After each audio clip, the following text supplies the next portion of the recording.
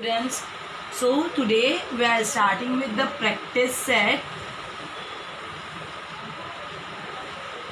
12. Okay, in this find the HCF. What do we mean by HCF? HCF is highest common factor. Okay, find HCF means first question अभी like 25 और 40 is given. First हम लोग को देखना है कि 25 and 40 5 और 40 हम लोग को first we have to find out कि कौन सा नंबर यानी कौन से टेबल में ये दोनों नंबर आ रहे होंगे. अगर हम लोग 2 से स्टार्ट करते हैं तो 2 के टेबल में 40 आता है बट 2 के टेबल में 25 इज़ नॉट कमिंग. 3 के टेबल में भी नहीं. 4 के टेबल 5 के टेबल में both are coming 25 also and 40 also. और HCF जब भी आता है वो जो भी छोटा नंबर होगा दोनों में से यानी 25 छोटा नंबर है उससे भी छोटा नंबर मिलेगा हम लोगों को. समझे? सारे इसमें देखना जो भी छोटा नंबर रहेगा उससे छोटा नंबर तुम लोगों का आएगा तुम्हारा HCF highest common factor. Let's check 5 का टेबल. 5 5 ज़ा 25, 5 8 ज़ा 40. 5 के टेबल में बोथ आर कमिंग तो यहाँ पे HCF क्या हो गया? The HCF is 5. Let's take the second question. Second question is 56 32. अब 56 let's take with the 2 के टेबल बिकॉज यहाँ पर भी 2 है यहाँ पे 6 है जो कि दोनों भी 2 के टेबल में आते हैं. हम लोग 2 के टेबल से स्टार्ट करते हैं. 2 2 ज़ा 4 1 कैरी की 2 8 ज़ा 16 2 1 ज़ा 2 2 6 ज़ा 12. अगेन वी टेक विथ 2 का टेबल. 2 1 ज़ा 2 2 4 ज़ा 8 2 8 ज़ा 16. अगेन टेक 2 7 ज़ा 14 2 4 ज़ा 8. नाउ 7 और 4 तो समझो 2 के टेबल में आएगा बट 7 आता है नो. तो HCF क्या हो गया? ये सारे हम लोग के 2 के टेबल से डिवाइड हो रहे हैं तो HCF क्या हो गया इसका? 2. Understood? Let's take the question number 3. Question number 3 is 40, 60 and 75.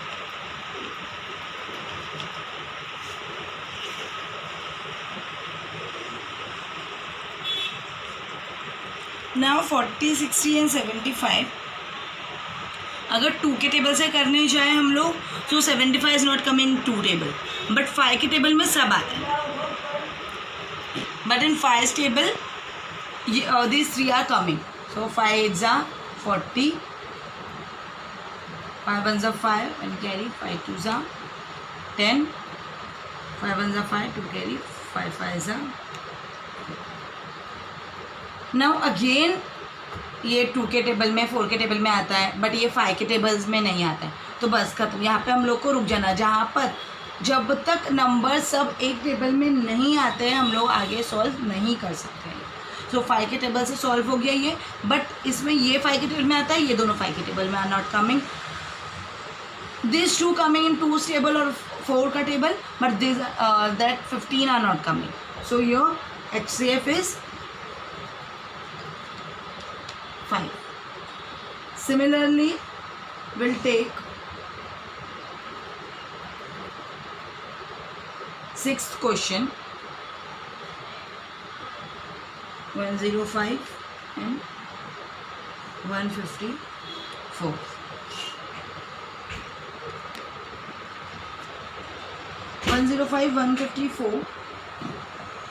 Now 2 के टेबल से अगर डिवाइड करने जाए तो 5 आ रहा है यहाँ पे लास्ट में.